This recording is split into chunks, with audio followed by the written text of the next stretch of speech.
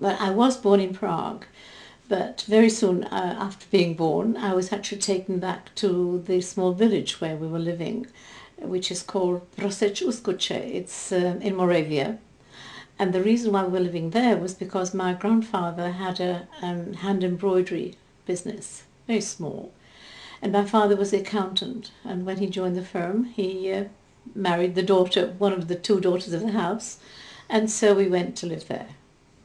How old were you when, certainly in the mid-30s, when Hitler was coming to power?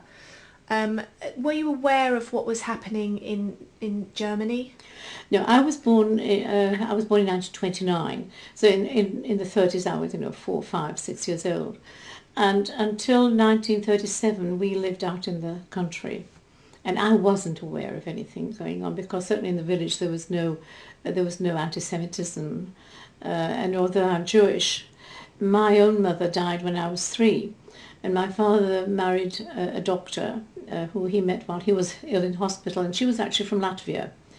And we moved to Prague in 1937. I was told, it was possibly about June, I think, that my sister and I were going to be sent to England. It was never explained to me why properly. Again, I wasn't aware of the political situation. I mean, I was 9, I was going to school. I wasn't at that time made to wear it. In fact, we weren't wearing the yellow stars then. I mean, I was Jewish because my mother was Jewish. The one thing I do remember that we were being taught God Save Our Gracious King to sing it in English. I remember that very clearly. I had been having some German lessons because we were told that we were going to a family where the gentleman spoke a little German. The fact that I was going off to England didn't worry me at all. I was a pretty adventurous child. My sister, who was 4, I don't think was taking that in at all. I mean, I don't think she realised what was going on. So when I was being put on the train that night, I was being seen off by my mother and my grandparents, who all wrote into my autograph book, which I thought I'd lost, but I found again. I was being put on the train with the other children. To me, it was an adventure. And talking it over with others now, a lot of us thought, and the parents were saying, oh, for a few months, we'll see you soon. Whether they really meant it, they probably didn't. They probably knew what was happening.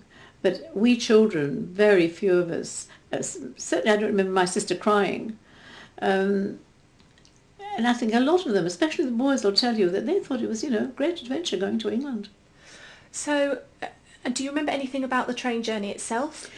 Very little, quite honestly. I know most of it was, it was set off at night. I believe it was stopped somewhere in Germany because of some documentation. What I do remember, actually, is being on the boat, when we crossed from Holland to Harwich. And we were all given our first English cup of tea.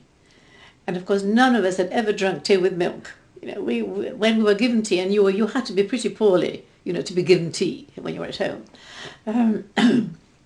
It was probably with lemon and sugar. Grown-ups would have it with rum.